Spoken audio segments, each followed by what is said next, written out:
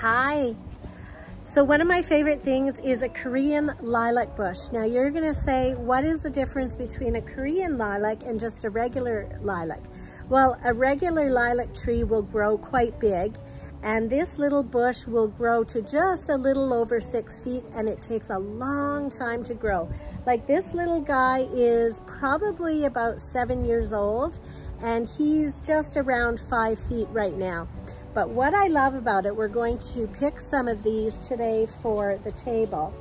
And what I love about it is that it blooms twice a year. So you can let it bloom. The aroma, the scent of these Korean lilacs are beautiful. You bring them in the house and it just, it goes through the whole house. It's just beautiful.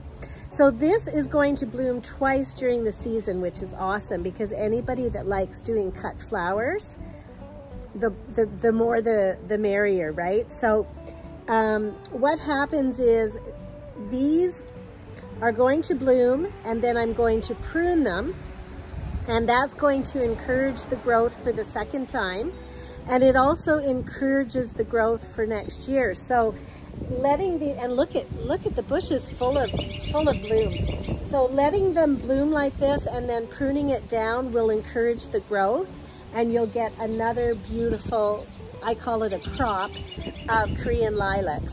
So it blooms at, its blooming season is usually in the May, and it will bloom again probably in July. So we're going to cut some of these for the table.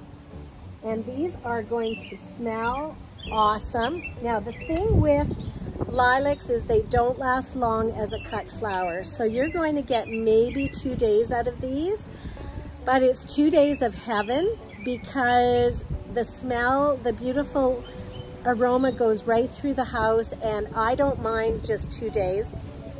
I'll cut them every 2 days. It's okay, it's worth it.